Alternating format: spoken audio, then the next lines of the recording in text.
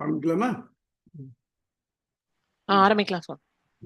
ஸ்ரீசைலேசதயாபாத்திரம் தீபக்தியாதி குணார்ணம் யதீந்திர பிரபணம் வந்தே ரம்யஜா மாதரம் முனிம் லக்ஷ்மீநாத சமாரம்பாம் நாதயாமுன மத்தியமாம் அஸ்மதாச்சாரிய பர்யந்தாம் வந்தே குரு பரம்பராம் யோனிச்சாச்சுதபதாம் புஜயுக்ம ருக்ம வியாமோதகஸ்ததித்ராணி திருநாயமேனே அஸ்மத் குலோர்பகவதோஸ்ய ததைக சிந்தோ ராமானுஜஸ்ய சரணம் பிரபத்யே உதயஸ்துனயா விபூதி சர்வம் நிதேம நியமேன யதன்வயானான் யாத்யஸ்தத குலபதேர்வகுதாபிராபம் ஸ்ரீமத் தங்கிரியுகலம் பிரணமாமி மூத்னா பூதம் சரஸ்ரமகதாஹ்வய பட்டநாத பக்திசார குலசேகர யோகி வாகான் பக்தாங்கிரேணி பரகால யதீந்திர மிஸ்ரான் ஸ்ரீமத் பராங்குசமுனின் பிரணதோஸ்மி நித்யம் அகில புவன ஜன்ம சம்பந்தாதி லீலே வினத விவித பூத விராத ரக்ஷைக தீக்ஷே ஸ்ருதி சிரசி விதீப்தே பிரக்மணி ஸ்ரீனிவாசே பவ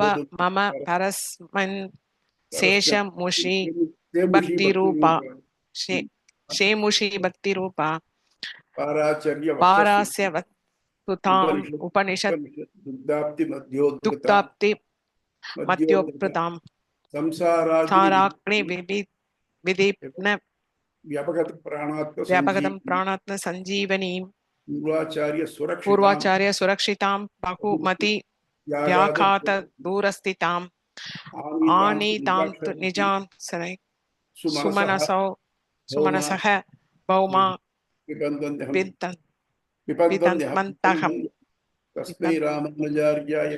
रामानुज नम परमयोगिने यः श्रुति स्मृति सूत्राणाम्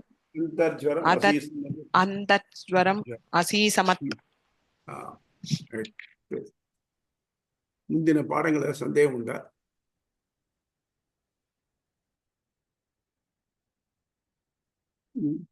யாருக்காவது?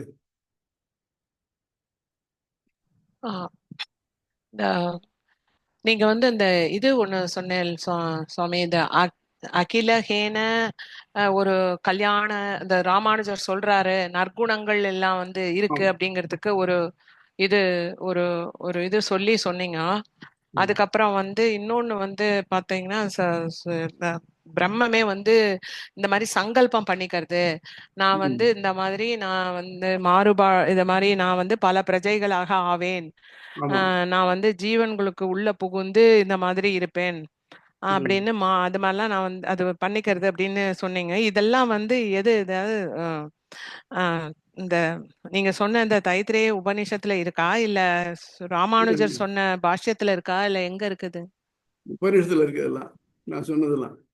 அதாவது ராமானுஜர் சொன்னது அகிலகேய பிரத்யநீக கல்யாணேகதான ஸ்வேதர சமஸ்த வஸ்து விலக்ஷணானந்த ஞானானந்தை ரூப.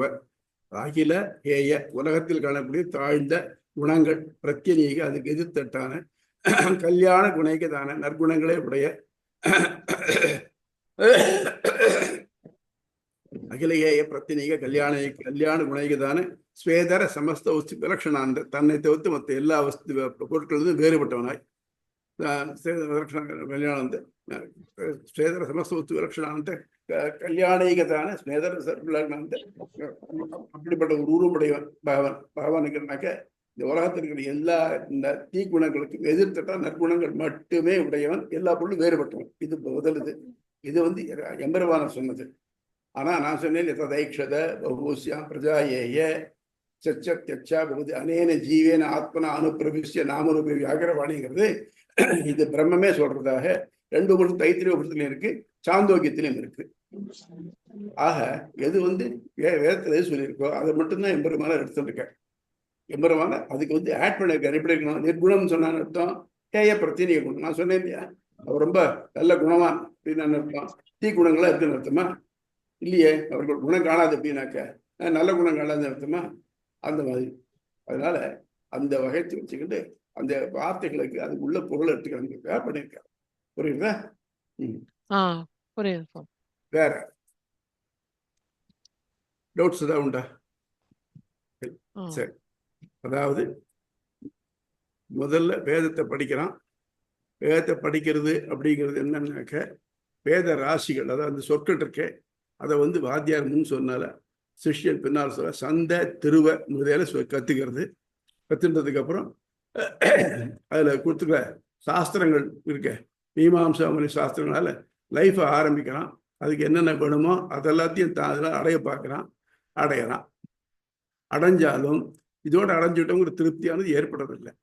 உலகத்துல எந்த ஒரு பொருள் எதை வேணா இருக்கட்டும் அடைஞ்சாலும், உலகத்துல பொருள்னு சொல்றோம்னாக்க நம்ம சம்பிரதாயப்படி பிரம்மப்பட்டம் மட்டும் எதை அடைஞ்சாலும் அதுவும் அல்பம்தான், அதுவும் அஸ்திரம்தான்.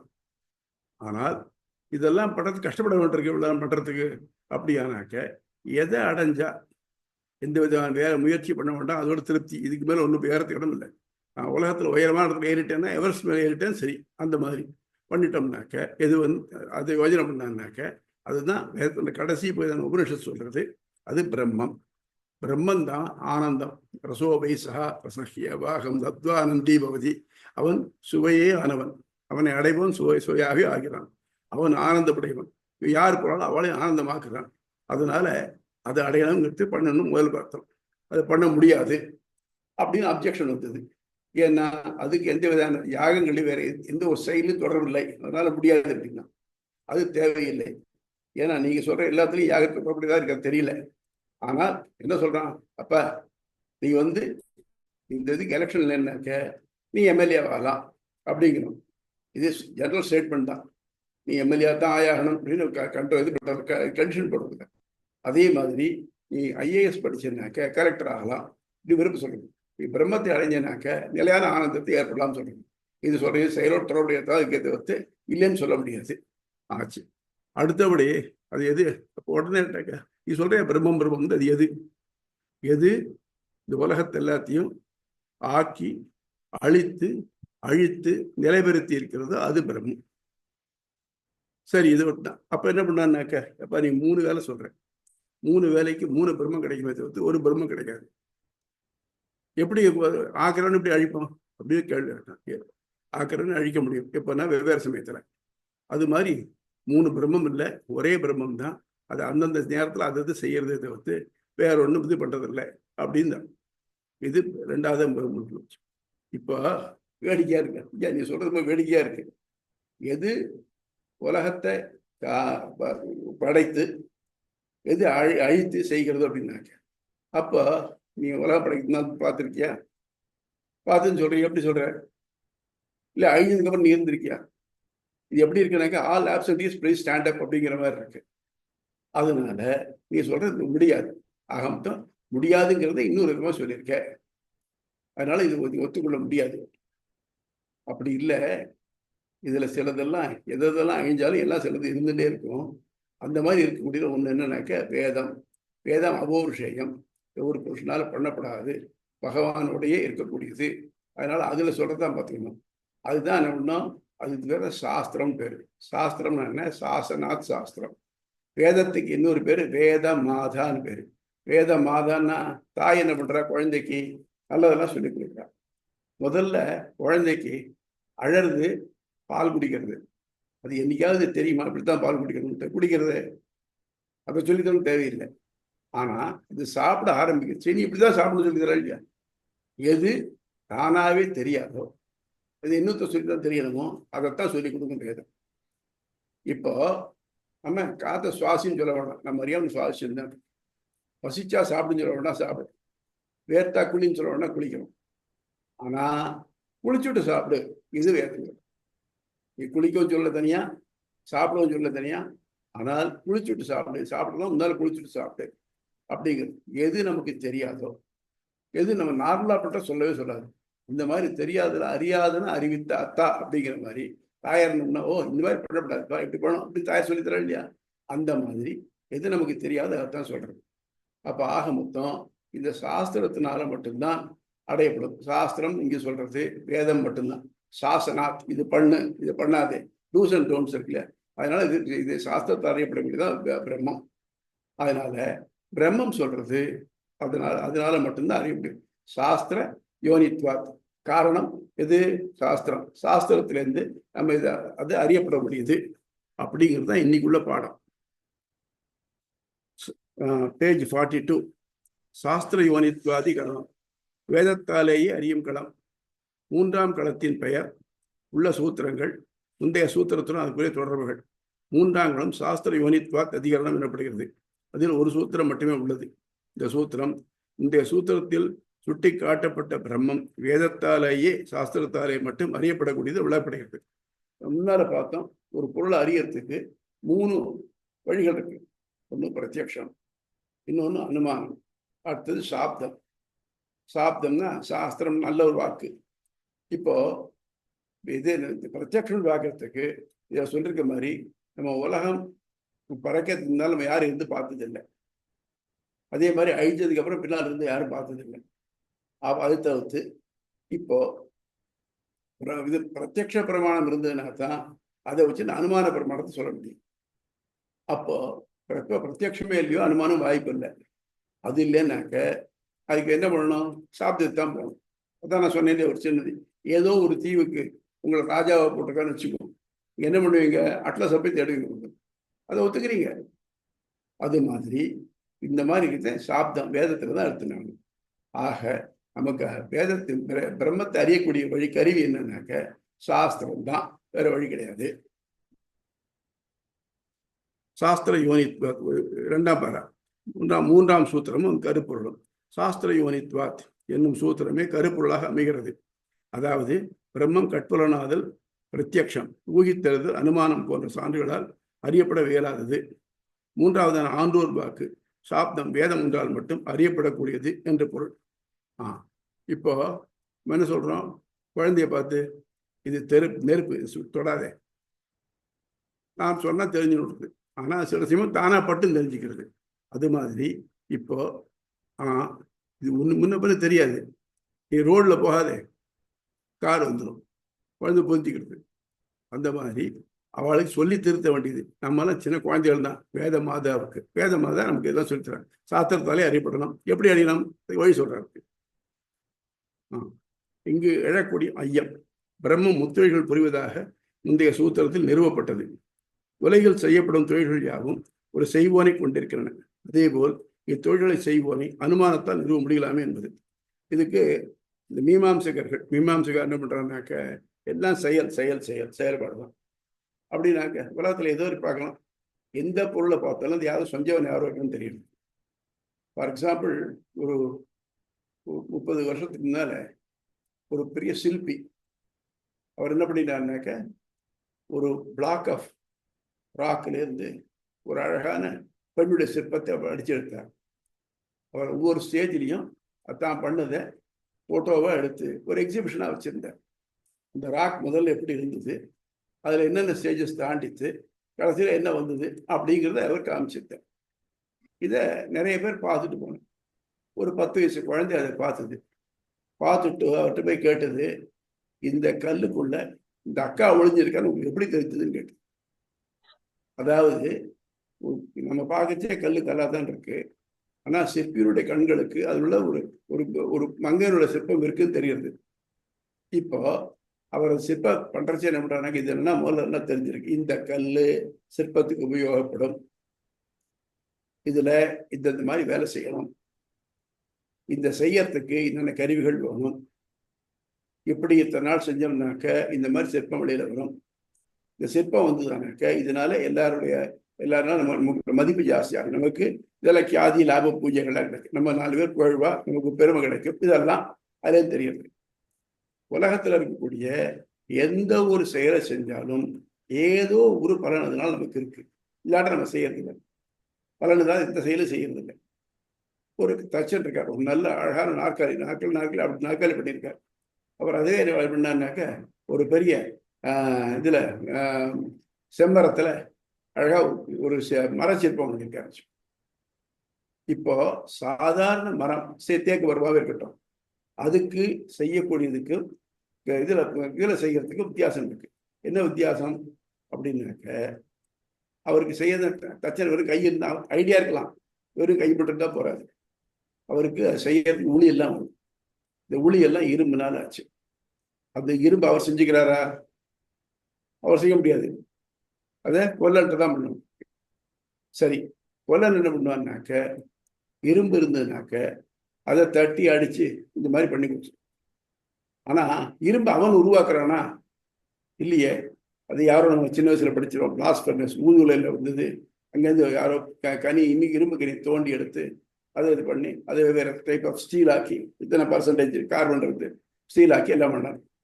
ஆக மொத்தம் இந்த நாற்காலியும் இந்த சிற்பமும் வரத்துக்கு முன்னால இத்தனை பேர் இன்வால்வ் ஆகியிருக்காங்க. நல்ல தொழில் செஞ்ச தச்சன், அவனுக்கு உதவி பண்றதுக்காக உள்ள ஒரு கொல்லன், இந்த கொல்லனுக்கு இரும்பு பண்ணி தரத்துக்காக இன்னொரு ஒரு ஃபில்டர், அப்புறம் வந்து அங்கே ஒரு மைனர், இவ்வளவு பேர் இருந்தால் தான் நடக்கிறது. இப்போ ஒரு காரியம் நடக்கிறதுக்கு இத்தனை பேர் வந்துருக்கு. ஒரே காரியத்தை எல்லாரும் ஒத்தனை பண்றானா, இந்த தச்சனே பண்றானா? அவரே இரும்பு கரியை தோண்டி எடுத்து அவரே இது அதை உருக்கி தேவையான ஸ்டீல் இது கார்பனை கரைஞ்சி ஸ்டீல் ஆக்கி அதுலேருந்து இதெல்லாம் மெண்டு பண்றாங்க. இம்பாசிபிள். அப்போ இந்த உலகத்தை, ஆமா உலகம் வந்து படைக்கப்பட்ட ஒன்றும், ஆக வந்து பண்ணின ஒருத்தன் இருக்கணும், அது பிரம்மமா தான் ஏற்கணும், யார வேணா வந்துட்டு போட்டுமே அப்படின்னாக்க, நீ சொல்ற அனாலஜி படி உலகத்தில் இருக்கிற எந்த பொருளையும் பண்ணின ஒருத்தனை பார்க்குறோம் அப்படிங்கிற மாதிரி, இந்த மாதிரி இந்த எல்லாத்தையும் தெரிஞ்சவன் யாராவது உலகத்தில் இருக்கானா? ஒருத்தன் பெரிய தச்சனா இருக்கலாம், ஆனா வெல்டரா இருக்க முடியாது. ஒருத்தன் எலக்ட்ரீஷியனா இருக்கலாம், பெரிய பெரிய சிற்பியா இருக்க முடியாது.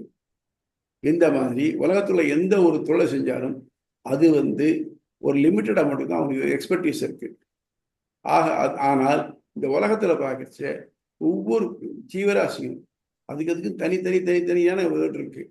இந்த ஒரு இந்த இந்த ப்ரிசிஷனோட செய்யறதுக்கு யாருக்காவது திறமை இருக்க முடியுமா? சரி போகட்டும், நீ இப்படி சொன்னேல யாரோ ஒருத்தர் செய்யறான்னு சொஞ்சவன்லாம் பார்த்தீங்கன்னாக்க அவனுக்கு எல்லா கோளாறுகளும் இருக்கு, உடம்புலேருந்து ஆரம்பிச்சு மற்றபடி அவனுடைய பயஸ் எல்லாம் இருக்கு. ஆனா இது இயற்கை வந்து பயஸ்டாவா இருக்கு இல்லையே. என்னுடைய நண்பர் ஒருத்தர் இருந்தார், அவர் வந்து ஸ்ட்ராங் ஏத்தியிஸ்ட், நல்ல மனுஷன், ஸ்ட்ராங் ஏத்தியிஸ்ட். அவர் சொன்னார், எல்லாம் கடவுளாக இல்லாது, எல்லாம் இயற்கை இயற்கை அப்படின்னு இருந்தார். நல்லா புயல் அடிச்சு இங்கே சேகரில் இருந்தோம், மரம் விழுந்துடுச்சு, மாயத்தை அப்போ மரம் விழுந்துடுச்சு, மரம் முறிஞ்சு விழுந்து, பெரிய மரம், பிரம்மாண்ட மரம் முறிஞ்சு விழுந்துடுச்சு. நீங்க சொன்னீங்களே எல்லாம் இயற்கை இயற்கை, நீங்களே இப்போ பாருங்க இயற்கை எவ்வளோ இடைஞ்சல் பட்டு நமக்கு. இயற்கை அப்படித்தான் இருக்கும் அப்படின்னு. ஏன் நீங்க புத்திசாலி இல்லையா? இயற்கை அறிவற்றது, நீங்க புத்திசாலி இல்லையா? அது தடுக்கிறதுக்கு என்னன்னு? அது முடியாது, இயற்கை தடுக்க முடியாது. இயற்கை அதை தடுக்க முடியாது. அதே மாதிரி இயற்கை புல் விளைவிக்கிறது, இந்த புல்லு இயற்கை தானா புல் விளைக்குன்னு ஆரம்பிச்சானாக்க உலகம் பூரா புல்லா மட்டும்தான் இருக்கு. இந்த புல்லை சாப்பிட்றதுக்கு மான் முதலிய ஜீவராசிகளை வச்சிருக்கு. அப்புறம் அதாச்சும் நல்லாகும், அது மட்டும்தான் உலகம் பூரா ஆயிடும். அப்புறம் அதை அடிச்சு சாப்பிட்றதுக்கு புலி முதலிய வச்சிருக்கு. இந்த மாதிரி உன்னோட தொடர்புடையதாக ஒரு பேலன்ஸ் வச்சிருக்கா இல்லையா? அப்போ இது ஒரு புத்திசாலித்தனமான இருக்க முடியும் தவிர்த்து ஒரு முட்டாளாமல் இருக்க முடியாது. அப்போ இந்த இயற்கையை நாங்கள் தெய்வம்னு சொல்றோம், அது புத்திசாலி தொண்டரும் இருக்கு. ஆகவே நாங்க சொல்ற பிரம்மம் அப்படிங்கிறது கடவுளுங்கிறது புத்திசாலியானது. அது மட்டும் இல்லாம சர்வ வல்லமை உடையது. நீங்க பார்த்து தேவையில்லாத மழையை தடுக்க முடியலையே, தேவையில்லாத காற்று தடுக்க முடியலையே. நீங்க வந்து என்ன பண்றீங்க, இயற்கை அறிவு இல்லைங்கிறீங்க. பரவாயில்ல, உங்களுக்கு ஒத்துக்கலாம், நீங்க தலைவராக ஒத்துக்கலாம். ஆனா நாங்கள் அப்படி இல்லை, நாங்கள்லாம் அறிவுடையவர். ஆகவே இந்த அறிவு நாங்கள் அறிவு, அதனால இதெல்லாம் அறிவுடைய ஒருத்தனால தான் நடக்குது. அதனாலதான் பிரம்மத்தை சர்வஜன் சர்வசக்தன் சொல்றேன். நீங்க பாருங்க. அதனால இப்ப பிரம்மங்கிறது இந்த இயற்கைன்னு சொன்னாக்க இயற்கையோட ஏந்ததாக இருக்க முடியும், தவிர்த்து வேற எதுவும் முடியாது. அது மட்டும் இல்லாம அந்த கொல்லன் இருக்காங்க, தச்சன் இருக்கானே, தச்சனுக்கு இந்த மரம் இதுக்கு லாய்க்குன்னு தெரியும், இதனால இப்படி பண்ணலாம், இது இன்னும் உபயோகப்படும் தெரியுது, இவ்வளவெல்லாம் தெரிஞ்சு பண்ணுங்க. நீங்க எதாவது பண்ணுங்க, ஒரு மலையை பண்ணுங்களேன், யாராவது பண்ணியிருக்காளா? இல்லை ஒரு கடலை பண்ணிருக்காளா? பண்ணலே இல்லையா? ஆக மொத்தம் நீங்க அனுமானத்தினால ஏதாவது ஒரு பொருள் படைக்கப்பட்டதுனாக்க அதை படைத்தவனுங்கிற அனுமானத்தினால நீங்க எதை ப்ரூவ் பண்ண முடியாது. ஸோ ஆக மொத்தம் அனுமானத்தோட தாண்டினது நீங்க சொல்றது. ஆகவே வேற வழி இல்லை, நம்ம வந்து இதுக்கு தான் போகணும், சாஸ்திரத்துக்கு தான் போகணும் அப்படிங்கிறது. இங்கு எழக்கூடும் ஐயம், பிரம்மம் முத்தொழில் புரிவதாக முந்தைய சூத்திரத்தில் நிறுவப்பட்டது. உலகில் செய்யப்படும் தொழில்கள் யாவும் ஒரு செய்வோனை கொண்டிருக்கின்றன. அதே போல் இத்தொழில்களை செய்வோன் அனுமானத்தால் நிறுவ முடியலாமே என்பது. இது நிறைய பிறர் கருத்து. முன் சூத்திரத்தை போலவே தர்க்கத்தையே பற்றாக கொண்டோர் நையாயிகர் பிரம்மத்தை அனுமானத்தால் நிறுவ இயலும் என்கிறார்கள். ஒரு பண்டத்தை செய்ய பொருட்காரணம், கருவி காரணம், செய்வோன் காரணம் ஆகிய 3 மெய்யாகவே. இது கொஞ்சம் முக்கியமான பாயிண்ட். இது கொஞ்சம் கவனமாக கேளுங்க. எனக்கே திருப்பி வரும் பின்னால். அதாவது முன்னால ஒரு பொருட்காரணமும் கச்சா பொருள் இருக்கணும், பொருட்காரணம். அப்புறம் கருவி காரணம், அதை செய்யறதுக்கு கருவிக்கு அது அது அது எப்படி ஆக்கணுமோ அதுக்கேற்ற மாதிரி கருவி இருந்தால் தான் முடியும். செய்வோன் காரணம், அதாவது சொல்லப்போனோம்னாக்க மெட்டீரியல், மிஷினரி, மைண்ட், இந்த 3 இருக்கணும், இருந்தால் தான் முடியும். ஆகிய இன்றியமையாது. அதற்கேற்ப பானை செய்ய மண், தடி, சக்கரம், குயவன் போன்ற காரணங்களையும் அவற்றால் விளையும் பானை, சட்டி முதலியவற்றையும் காண்கிறோம். பெந்தேவைகளிலிருந்து முந்தைய காரணங்களை ஊகித்தருகிறோம். அதாவது இந்த பினிஷ்டு ப்ராடக்ட் எப்படி இருக்குங்கிறத பார்த்து அவருடைய எக்ஸ்பர்டீஸை தெரிஞ்சுக்கிறோம். இங்கே ஹைதராபாத்தில் போறீங்கன்னாக்க சாலார்ஜங் மியூசியம்னு ஒன்று இருக்கு. அதில் ஒரு மரத்தில், ஒரே மரத்தில் 2 சிற்பம் செய்திருக்காங்க. முன்னால பார்த்தா இட்ஸ் பர்ஃபெக்ட் ஜென்டில்மேன் சிற்பம் இருக்கு. அதுக்கு பின்னால் கண்ணாடி வச்சிருக்கான். கண்ணாடியில் பார்த்தோம்னாக்க ஒரு பர்ஃபெக்ட் கிளாஸ்கோட சிற்பம் இருக்கு. ஸோ இந்த 2ஐயும் மனசுல ஒரு சேர மனசுல வாங்கிட்டு பண்ணியிருக்கான் பாருங்க. அது எவ்வளவு பெரிய விஷயம். அதாவது டாக்டர் ஜெக்கில் அண்ட் மிஸ்டர் ஹைட் மாதிரி ஒரே இதில் பண்ண முடிகிறது. அதாவது இந்த மரத்தை பார்த்த உடனே இது இப்படி இருக்குன்னு தோன்றது இல்லையா? இந்த எக்ஸ்பர்டீஸ் அவனுக்கு அதுதான் இருக்கு. அவனை கூப்பிட்டு அப்பா நீ இந்த கேட்டை 4 வெல்டு பண்ணிக்கணும்னா பண்ணுவான். அவன் இந்த எலக்ட்ரிசிட்டி, இந்த ஃபேனை ரிப்பேர் பண்ணிக்கணும் பண்ண தெரியும் அவனுக்கு. அதனால அவனுடைய எக்ஸ்பர்டீஸ் அவன் ஃபீல்டில் மட்டும்தான் இருக்கும். ஆனால் உலகத்தில் இருக்கக்கூடிய எத்தனையோ விஷயங்கள் அதில் எல்லாமே இருக்கு. எல்லாத்துக்கு நம்ம உடம்பு எடுத்துங்க. உடம்புல எத்தனையோ எலும்புகள் இருக்கு. 2200 எலும்புகள் இருக்கு. எந்த ஒரு எலும்பாவது சேர்ந்த மாதிரி ஒரு அங்குல நீளத்துக்கு ஒரே ஸ்ட்ரைட்டா ஒரே மாதிரி இருக்கா? அது ஆர்ட் சைஸ்ல தான் இருக்கு. அப்படின்னா உடம்பு நல்லா வேலை செய்யுது. அதுக்கு பதிலா அதெல்லாம் நேரம் ஸ்ட்ரைட்டா இருந்ததுனாக்க நம்ம ரோபோ மாதிரி நடக்க விட்டுருக்கும். ஆக மொத்தம் இந்த உலகத்தில் இருக்கிற எந்த பொருளையும் யாரோ செஞ்சாங்க செய்ய முடியும்னு சொன்னாக்க அது இஸ் இம்பாசிபிள். அது அவனால மட்டும்தான் செய்யணும். அப்புறம் பண்டங்கள் செய்ய உடலுடன் கூடிய உயிருள்ள ஒருவரை நிமித்த காரணமாகிறார். அவர் தான் மேற்கொண்ட தொழிலை பற்றி அறிவும் அதை செய்யும் திறனும் அதனால் விளையும் பண்டங்களின் பயன்பாடும் நன்கறிந்தவர். ஆக மொத்தம் என்ன பண்றார்? இதை எப்படி பண்ணணும், இது பண்ணக்க இதனுடைய விளைவு இதாக இருக்கும், இது எனக்கு லாபம் கிடைக்கும் அப்படிங்கிறது இருந்திருக்கார். கட்புறனாகும் பண்டங்களை தவிரவும் கட்புறனாக பலன்களை தரும் வேள்விகளும் ஏற்ற மனிதர்கள் பல்லவர்களாக இருக்க பார்க்கலாம். எல்லாத்தையும் நேர கண்ணுக்கு தான் தெரியணுங்கிறது இல்லை. கண்ணுக்கு தெரியாதே சிலத்து பண்ண முடியுது. ரிமோட் கண்ட்ரோல் பண்றோம் இல்லையா? எங்கேருந்து நேரம் டைரக்டா தொடரும் இல்லை, ஆனாலும் பண்றோம் இல்லையா? அந்த மாதிரி. ஆகவே உலகம் நல்ல பண்டங்களும் உடலுடன் கூடிய உயிர் ஒன்றாலேயே படைக்கப்பட்டிருத்தல் வேண்டும் அப்படின்னு யாரு? மீமாம்சகர்கள் சொல்றார். நையாயிகர்கள் அவ to see is to believe. இது என்ன எழுத முடியும் அப்படிங்கிறவர் அவ. ரைட். பிறர் கருத்துக்கு ராமானுஜரின் மறுப்பு உண்மை. உலகின் பல பண்டங்கள் படைக்கப்படுவதை நேரடியாக கண்டிருக்கிறோம். ஆயின் மலை, கடல், காடு, ஆறுகள் இவற்றை படைத்தவர் அல்லது இவற்றை தன் அங்கமாக கொண்டு உலகை படைத்தவர் என யாரையாவது நாம் கண்டிருக்கிறோமா? இது முக்கியமான பாயிண்ட். ஒரு நல்ல வேலை செய்யக்கூடிய ஒருத்தன், அவன் தன் ஊர்ல அவனுக்கு பொழப்புக்கு வழி இல்லை. அதனால வேற வேலை தேடி பக்கத்து ஊருக்கு இன்னொரு ஊருக்கு போனான். அங்க போன நேரம் சாயந்தர நேரம். அப்போ யாரோ 2-3 பேர் ஒரு வீட்டை கொள்ளையடிச்சுட்டு வேகமா ஓடி போறாங்க. இவனை தாண்டி ஓடி போடுறாங்க. அவனை துரத்தி 4 பேர் வர்றாங்க. இவனுக்கு அது தெரியாது, இவனுக்கெல்லாம் இல்லையா, இவனை தாண்டி ஓடி போயிட்டாங்க. அவன் வந்தவன் நினைச்சா இவன் அது சேர்ந்தவன் நினைச்சு இவனை போட்டு அடி அடிச்சுட்டாங்க. அடிச்சு அவன் மயக்கமாக கீழே விழுந்துட்டான். அப்படி அப்படி என்ன ஆச்சு எதுக்கு அப்படின்னு தெரியாது. ஏற்கனவே சரியா சாப்பிடல, விழுந்துட்டான். அவன் விழுந்த இடம் ஒரு மடத்துக்கு முன்னால் இருந்திருக்கு. இந்த மடத்துல கூடிய சுவாமி என்ன பண்ணினாக்க அவனை கூட்டிட்டு போய் உள்ள வச்சு அவனுக்கு அன்கான்சியஸா இருக்கணும். அவனை குண்டை வச்சு 2 சிஸ்டர்ஸ் எல்லாம் பண்ணினான். 2-3 நாள் ஆச்சு அவன் முழிக்கிறதுக்கு. அவன் முடிச்ச உடனே 3 நாள் பா சொல்லணும், பா தம்பி நல்லா வேலைப்பா, கடவுளுக்கு மேல என்னென்ன முழிச்சுட்டா என்ன வந்துட்டேன். அவன் உடனே என்ன பண்ணான், கடவுளுக்கு சொல்லாதீங்க, நான் கடவுளை நம்புறதில்லை, அப்படியா, நீ கடவுளுக்கு சொல்றதா நான் இப்பவே போயிட்டேன் வழியில், வேண்டாம் வேண்டாம் இங்கே இரு, கடவுளை பற்றி நான் சொல்ல உங்கள்கிட்ட.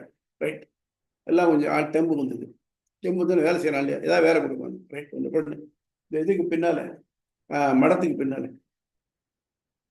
பின்னால கொஞ்சம் தரிசு நிலம் இருக்கு. அந்த நிலத்துல அதை பண்படுத்தி, இதான் உனக்கு விவசாயம் தெரியும், நீ பண்படுத்தி அதில் கரிகாய்களை போடு, மடத்துக்கு தேவைப்படும் போட்டுட்டு மீதி நீ விற்று நீ எடுத்துக்கோ அப்படின்னு. ரொம்ப சந்தோஷமா பண்ணான். நல்ல உழைப்பாளி. எனக்கு பண்ணினா எப்படியோ எங்கேருந்தோ தண்ணி கொண்டு வரதுக்கு வழி, பாசனத்துக்கு வழி பண்ணினா, இங்கேருந்தே போனால் விதைகளை வாங்கினா போட்டான். வந்து நிறைய வந்தது. கிட்டத்தட்ட 6 மாதம் ஆச்சு. நல்ல வருமானம் கிடைச்சது. நான் வந்து உடனே சுவாமிகிட்ட கேட்டேன், பார்த்தீங்களா இப்போ என்னுடைய திறமையினால பாருங்க எவ்வளோ வந்திருக்கு பாருங்க. இப்போ ஒன்றுமே இல்லாமல் மேடாக இருந்தது, இப்போ பாருங்க இவ்வளோ கரிகாய் வந்திருக்கு, இது வந்திருக்கு, இவ்வளோ எனக்கு பணம் வந்திருக்கு. கேட்டேன், என்ன பண்ணேன்னா, நான் தான் பண்ணேன். இந்த பாருங்க இந்த விதையை போட்டேன், இது விளைச்சது, இது பண்ணேன், இப்படி பண்ணுது. ஆமாம், இந்த விதையை போட்டேன்னு சொல்றீங்க, இந்த விதையை நீ பண்ணினியான்னு. இந்த விதையை போட்டதுக்கு இந்த மண்ணில் போட்டேனே, மண்ணை நீ பண்ணினியா? இல்லை தண்ணி பாய்ச்சின்னு தண்ணி நீ பண்ணினியா? இல்லை வெயில் இருந்தது, வெயில் என்ன வருமா, வெயில் இருந்திருக்கேன். இதெல்லாம் இருந்ததுனாக்கா நீ அதை ஒன்று சேர்ப்ப. இவர்களே லயஸ் தோஸ் திங்ஸ் அசம்பிள் பண்ணுவேன். ஒன்னால இது எதையா படைக்க முடியுமா? முடியாது இல்லையா? இது எல்லாத்தையும் யாரோ ஒருத்தன் பண்ணி உங்கள்கிட்ட கொடுத்துருக்காங்க இல்லையா? அந்த ஒருத்தங்க தான் கடவுள். அதனால இதெல்லாம் மனுஷனுடைய படைப்புக்கு அப்பாற்பட்டது. அதனால நீ வந்து நான் படைச்சேன்னு சொல்லிக்காத. ஒரு நாள் இதெல்லாம் பண்ண முடியாது.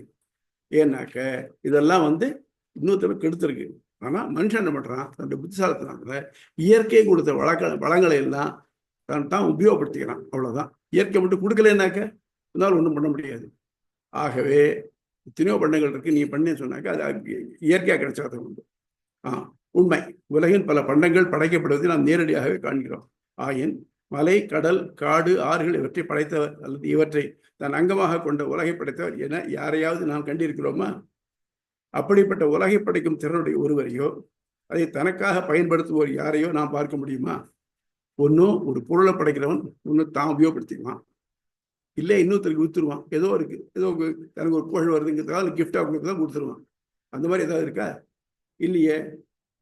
அப்படி படைப்பவர்கள் மனிதர்களாக இருப்பதால் சொந்த விருப்பு வெறுப்புகள் நிறைந்தவர்கள் இருப்பதை பார்க்கிறோம். அப்படி இருக்கச்சு பார்த்தீங்கன்னாக்க எந்த ஒரு படைப்பாக இருந்தாலும் இட் வில் பி பயஸ்ட். டிரான்ஸ்லேஷன்லேருந்து ஆரம்பித்து எல்லாமே பயஸ்டாக தான் இருக்கும். அப்படி இருக்கச்சு அந்த மனுஷனுடைய எண்ணங்கள் வருது பாருங்க, அதை வச்சு அதுக்கேற்ற மாதிரி தான் படைப்பு இருக்கும். அப்படி இருக்கச்சு இந்த மாதிரிலாம் நம்ம அவனுடைய இன்னொருத்தருடைய எண்ணத்துக்கு ஏற்ற மாதிரி ஏதாவது இருக்க முடியுதா? இல்லையே. இப்படிப்பட்ட விருப்பு வெறுப்புகள் பிரம்மத்துக்கு உள்ளதாக எங்கேயாவது காணப்படுகிறதா? இந்த பிரம்மம் எங்கேயாவது இது வேணும்னு பண்ணித்து இது வேண்டாம்னு பண்ணித்து ஏதாவது இருக்கா? இல்லையே. அப்படி இல்லை. மேலும் உலகில் படைப்பாளிகள் ஏதோ ஒரு சில பண்டங்களை படைப்பதில் மட்டுமே திறமை மிக்கவர்களாக இருத்தல் கண்கூடும். யாராவது எல்லாவற்றிலும் எல்லா திறமைகளும் உள்ளவர்களாக இருக்கிறார்களா? கற்புலனாகாத பலன்களுக்காக செய்யப்படுவோர் அப்பலன்களை உடனுக்குடைய அனுபவித்தல் இல்லை. அதே போல் கற்புலனாகாத ஒருவர் தன் விருப்பத்தால் மட்டும் செயல்படுதல் இயலும். ஆனா எத்தனையோ பண்றோம் இல்லையா? ஜோதிஷ்டோமே சொர்க்காம செய்தேன்னு சொர்க்கத்துக்கு ஆசைப்பட்டான், பண்ணினாக்க யாகம் முடிஞ்சோன்னா சொர்க்கம் போயிட்டானா? இல்லையே. ஏதோ ஒரு பலம் அவனை ஒட்டிக்கிறது, அது அப்புறம் போய் சேரான்னு பார்த்தோம் இல்லையா? அதே மாதிரி எத்தனையோ விஷயங்கள். நம்ம என்ன பண்றோம், இன்னைக்கு பரீட்சை எழுதுறோம், 2 மாசம் கழித்து தானே பாஸ் பண்ணாது தெரியுது. அது மாதிரி எல்லா பலனும் எல்லாமே இந்த நினைவு முடிஞ்ச உடனேயே எல்லாத்துக்கும் பலன் தெரியறது இல்லை. அதுக்காக தெரியணுங்க கண்டிஷனும் இல்லை. அதே போல் கற்புலனாகாத ஒருவர் தன் விருப்பத்தால் செயல்படுகிறார். அப்படின்னா என்ன பண்ணணும்? யாரோ ஒருத்தர் எங்கேயோ இருந்துட்டு நமக்கு வேணுங்கிறது அவர் செய்ய முடியும். எப்படி செய்ய முடியும்? அப்படியே இப்போ இந்த நேரத்துல மழை பெய்யட்டும், இந்த நேரத்துல வெயில் அடிக்கட்டும் அப்படிங்கிறனாக்க எங்க இருந்து தான் கிடைக்கிறது நமக்கு? யார் சொன்னா எப்ப சொன்னாலும் தெரியுறது நமக்கு இல்லையா? அதனால யாரோ தெரியாது பண்ண முடியும். ஆகவே நாம் அறிந்த மனிதர்கள் எவருக்கும் இவ்வுலகை படைக்கும் அறிவும் ஆற்றலும் இல்லை. உலகத்தின் செயல்பாட்டால் அவர் பயன் வைப்பதும் இல்லை. சரிப்பா, இது ஒரு இது படைச்சேனே, இதனால எனக்கு பயன் என்றது. நல்ல ஒரு சேரை பண்ணினேன், நான் அதில் உட்காந்து எடுத்துனேன், இல்லை சேரை பண்ணேன், அதை விற்றேன், எனக்கு இவ்வளவு சில்லறை கிடைச்சது, இதெல்லாம் இருக்கா? இல்லை. ஆகவே மனிதர்கள் இதை படைக்க இயலாது. இங்க நீ இதுலேருந்து காமிக்க யாரோ ஒத்து மலையப்படுத்தான்னு காமிங்க, நான் மற்றதை ஒத்துக்கிறேன் நான். அதனால நிக்கலத்தால் நிறுவப்படும் கருத்து உலகின் காரணத்தை வேதம் தவிர்த்த மற்ற சான்றுகளால் நிறுவுதலும் உலகின் படைப்பை நாம் காணுதலும் இயலாது. ஆகவே அது கற்புலனாகாத வரம்பில்லாத ஆற்றலும் அறிவும் மிக்க பிரம்மம் ஒன்றாலேயே முடியும். இப்படைப்பின் பயன் அதற்கு விளையாட்டாகவே அமைகிறது. இதெல்லாம் இப்ப சொல்ற ஒவ்வொரு பாயிண்டையும் தனித்தனியா அனலைஸ் பார்க்கப்படும். உலகின் படைப்பு காரணம் பிரத்யக்ஷம் அனுமானம் ஆகியவற்றால் நிறுவ இயலாது. நம்ம நேர பார்க்க முடியாது, இதை வச்சு அதுன்னு சொல்லவும் முடியாது. வேதத்தின் துணை கொண்டே அறிய இயலும். அதனால் வேதத்துக்கு கூறப்பட்ட பிரம்மமே உலகின் காரணமாக அமைதல் வேண்டும்.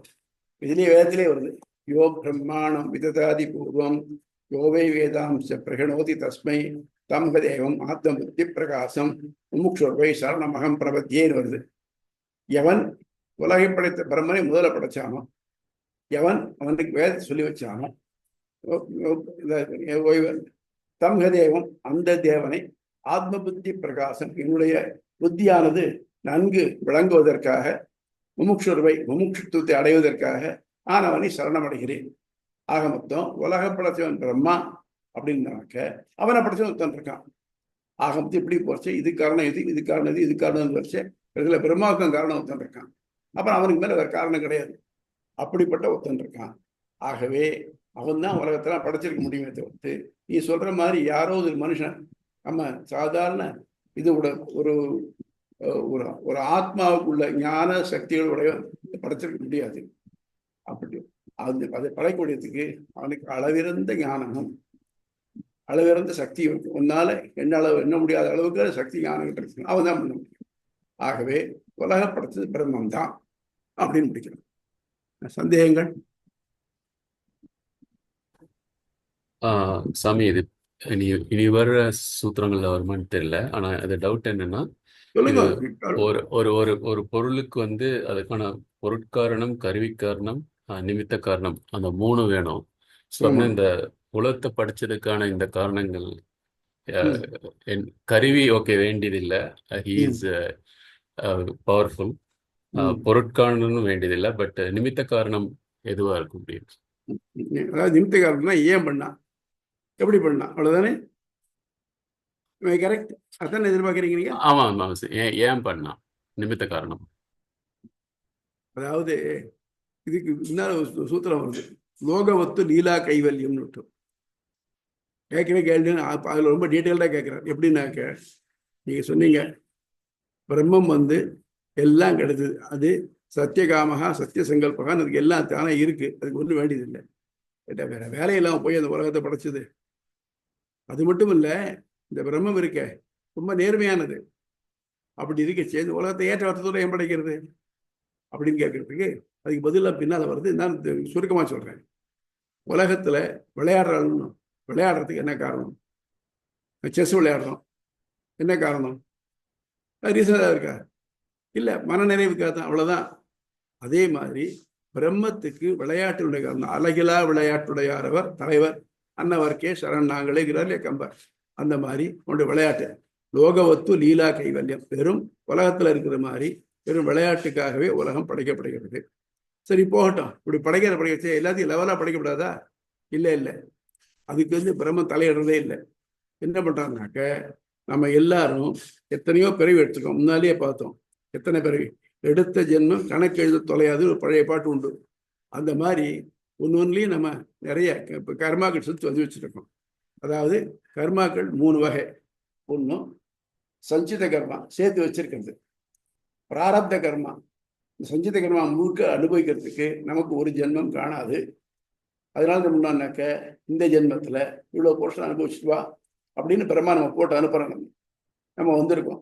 சரி, இங்கே வந்தாக்க வெறுமை பேயிங் பேக் தி டெட்ஸாக இருந்தால் பரவாயில்லையே, நம்ம அதை விட்டுட்டு என்ன பண்ணுறோம், இப்போ கொஞ்சம் கர்மா பண்ணுறோமே, அது வேணும் இது வேணும்னு பண்ணுறோமே, அது சேர்ந்துக்கிறது ஆகாமிய கர்மா.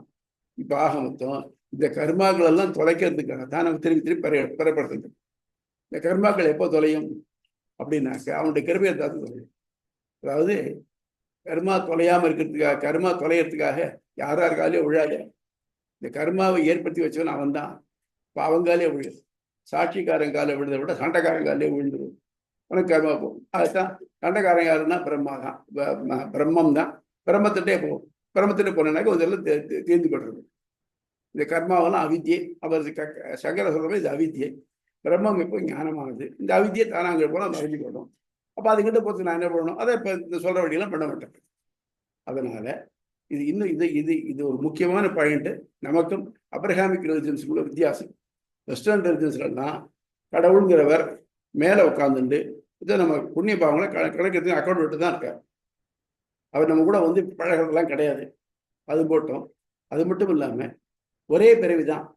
இந்த பிறவியில நம்ம அவ சொல்ற கடவுளை நம்பலைன்னு இருக்க நரகத்துக்கு தான் போகணும், அதனால நம்பிடுங்க அப்படிங்கிறார். ஒரு நாள் பயமுறுத்துறான். அப்படியானால் அந்த கடவுள் ரொம்ப நேர்மையாகும். இப்போ இங்கே இருக்க எல்லாத்தையும் கடவுள் தானே படைக்கிறார். படைக்கச்சு ஏன் ஒத்தனை ஏழையாகவும் பணக்காரனாகவும் நோயாளியாகவும் ஆரோக்கியமானவனாகவும் புத்திசாலியாகவும் மற்றவர்களும் படைக்கிறார்.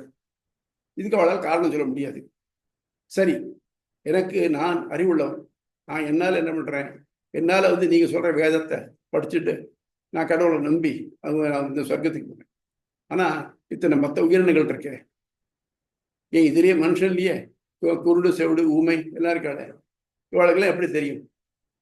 அப்போ அதுக்கு ஆன்சரே கிடையாது அவள்கிட்ட. அவள் பொறுத்த மட்டும் மற்ற மிருகங்களுக்கெல்லாம் இதே கிடையாது, சோல் கிடையாது. இந்த மிருகங்கள் எல்லாம் மக்களுடைய பயன்பாட்டுக்காக படைக்கப்பட்டதுக்கு அது கிடையாது. ஆனால் நம்ம மதத்தில் ஒவ்வொரு புல்லுக்கும் சோல் உண்டு. ஒரு புல்லுக்கும் ஒன்றும் இல்லை. காலம்புற பூஜைக்காக திருத்துழாய் துளசி கிரகிக்கிறோம்னாக்க துளசியை வேண்டிக்கிறோம். அம்மா, நான் கேசவனுடைய பூஜைக்காக உன்னை கிரகிக்கிறேன், என்னை பொறுத்துக்கோங்க. மரத்துக்கு உயிர் உண்டு. ஒன்னொன்னு நம்ம பார்க்குற எல்லா பொருளுக்கும் உயிர் உண்டு. நீங்கள் நல்லா பார்க்கணும். சில கிராமாந்தரங்கள் போறீங்கன்னாக்க வெறும் ஒரு இதை மட்டும் நட்டு வச்சிருப்பாங்க. இது என்ன பேச்சு ஐயமா. ஆக கடவுள் இல்லாத பொருளே கிடையாது. எல்லா பொருளையும் கடவுள் நம்ம கூடயே இருக்கார். ஒரு ஏத்தியிஸ்ட் சொன்னானா, காட் இஸ் நோவேர் அப்படி. பக்கத்தில் இருந்த தீயிஸ்ட் கடவுள் நம்பிக்கை உள்ளதுன்னா, நீ கடவுள் இருக்கான்னு ஒத்துட்டு நன்றி. நான் என் கடவுள் இருக்கான்னு ஒத்துட்டேன். இப்போ நீ தான் சொன்னீன்னா அதை எழுது. காட் இஸ் நோவேர்னா எழுது. God is now here. நீ ஒத்துட்டிய. அது மாதிரி எல்லா நம்ம ஒவ்வொருத்தரும் இருக்கான்.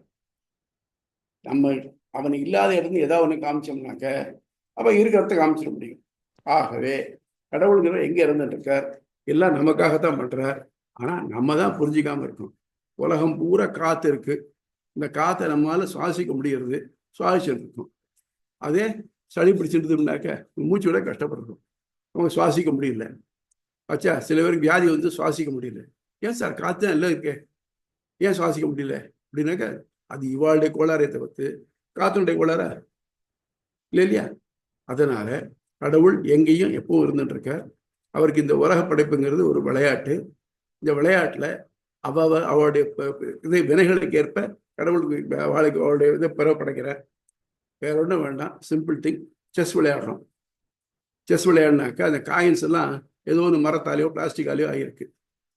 ஆனால் அதனுடைய ஷேப்புக்கு ஏற்ற மாதிரி ஒன்று ஒவ்வொரு மாதிரி மூவ்மெண்ட் இருக்கு இல்லையா? ஒன்று நேராக தான் போகும், ஒன்று குறுக்க தான் போகும், ஒன்று மேலே ஒன்று சைடு ஒன்று போகும், இப்படிலாம் பண்ணுறோம் இல்லையா? அதே மாதிரி நம்ம விதி அது. நம்ம பண்ண பாவத்துக்கு ஏற்ற மாதிரி நம்முடைய மூமெண்ட்ஸ் எல்லாம் ரெஸ்ட்ரிக்டடாக இருக்கு.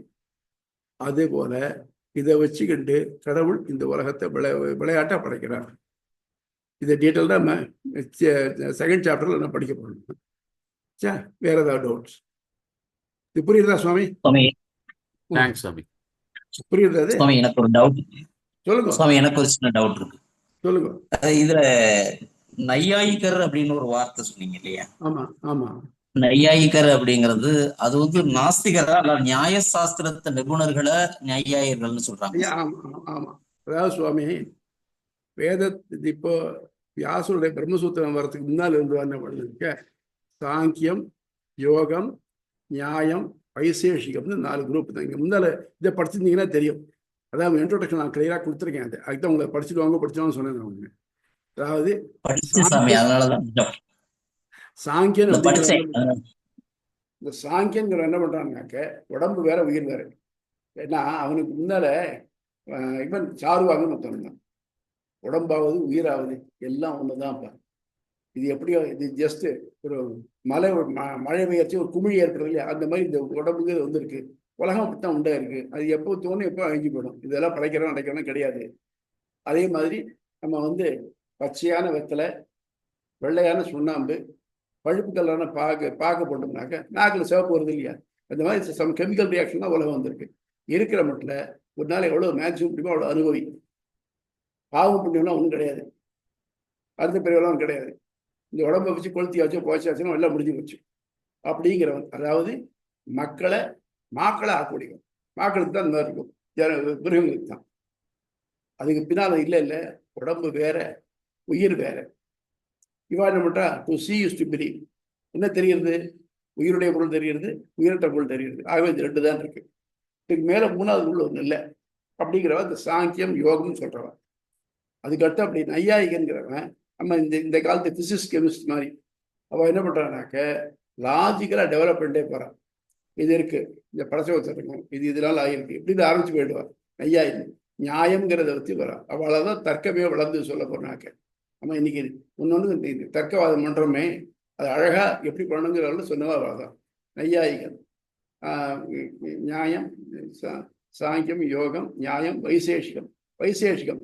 இந்த நையாயிகன் சொன்ன பொண்ணு ஒரு கேள்வி கேட்டா, எல்லா பொருளும் அணுக்களால் தான் ஆயிருக்கு, அதனால எல்லாம் இன்னைக்கு ஃபார் கெமிஸ்ட்ரி தான் சொல்றோம், நம்ம எல்லாம் அணுக்களால் தான் ஆயிருக்கு. உடனே ஒரு கேள்வி கேட்டா, எல்லா பொருளும் அணுக்களாக இருக்கணும், அணுக்களாலாம் ஒரே மாதிரி தான் இருக்கும், அப்போ எல்லா பொருளும் ஒரே மாதிரி தான் இருக்கணும், ஏன் வேறியதாக இருக்கு?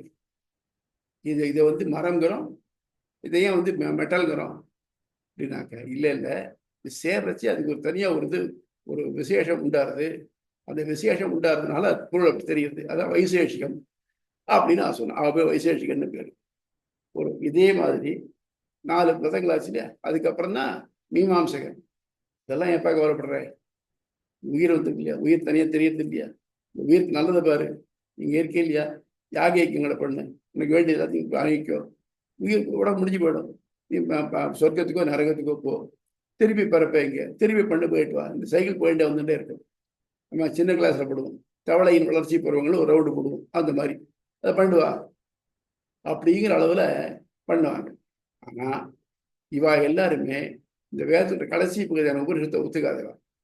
அதை ஒத்துக்கிறவா தான் வேதாந்திகள். வேதாந்திகள்ல இப்போ நமக்கு கிடைக்கக்கூடிய எர்லியஸ்ட் வேதாந்தி யாருனாக்க சங்கர பகவத்பாதால் தான். அதான் அதனால்தான் அவர் முதல்ல வேதாந்தி அதை எடுத்துட்டார். ஆக உலகத்துல எல்லா இதுவும் எது நடக்கிறதோ அதுக்கு ஒரு காரணம் இருக்கணும் அப்படிங்கிற நையாயிகள். அவனே இதையே சொல்ல போறார் பின்னால. பார்த்தீங்கன்னாக்க பிரம்மமும் ஜீவனும் ஒன்றும் ஒரு இடத்துல, அதையே மறுத்து பிரம்மமும் ஜீவனும் வேற, 2 பேரே சொல்ல போறார். ரீசனும் சொல்ல போறார். இந்த ரீசன் உங்களுக்கு சிம்பிளா தெரியணும்னாக்க, இந்த உலகம்ங்கிறது பிளாட்டா இல்லை உருண்டியா? சொல்லுங்க சுவாமி. இப்போதைக்கு உருண்டை தாங்க சார். உருண்டை தானே? இப்போ வரைக்கும் உருண்டை தான். உருண்டை தான், ரைட், ஓகே. இப்போ உருண்டையா இருந்ததுனாக்க நீங்க எல்லாத்தையும் எவரெஸ்டோட உயரத்தை எதுலேருந்து அழைக்கிறீங்க? லெவல்ல இருந்து, மீன் சி லெவல்ல இருந்து அழைக்கிறீங்க இல்லையா? அது உருண்டையா இருந்தாக்க எப்படி அழைக்க முடியாது? அதுல இருந்து நீங்க போடுற ரோடெல்லாம் வளைஞ்சா இருக்கு, மேலும் மெழுவமா இருக்கு, பிளாட்டா இருக்கு இல்லையா? உங்க வீடு கட்டுறீங்கல்ல, பிளாட் தானே போடுறீங்க. இப்ப சொல்லுங்க, பிளாட்டா உருண்டியா? நம்ம இருக்கிற இடம் தான். அதாவது அது பிளாட்டும் தான் உருண்டையும் தான், சப்ஜெக்ட் கண்டிஷன்ஸ். இந்த கண்டிஷன்ல இது உருண்டை, இந்த கண்டிஷன்ல இது. அதே மாதிரி தான் பிரம்மமும் ஜீவனும் ஒன்றும் இந்த கண்டிஷன்ல, பிரம்மமும் ஜீவனும் வேற வேற இந்த கண்டிஷன்ல. ஆனால் எப்போ வேற வேற நாச்சோ சில குணங்கள்ல மாறுபட்டு இருக்கும்.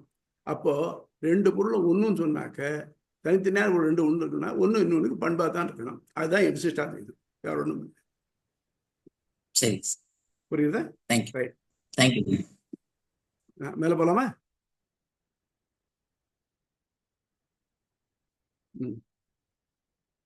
சமன்வயாதிகரணம், அதாவது பக்கம் 44, சமன்வயாதிகரணம். அடையத்தக்கது என்னும் களம். இப்ப என்ன பிரச்சனைனாக்க, சார் நீங்க சொன்ன வாஸ்தவம் தான், பிரம்மத்தை அடையணும்னு சொன்னீங்க, அதை பத்தி ஆராய்ச்சி பண்ணணும் நீங்க. சரி சுவாமி, பண்றோம். எப்படி பண்றதுன்னு தெரியல.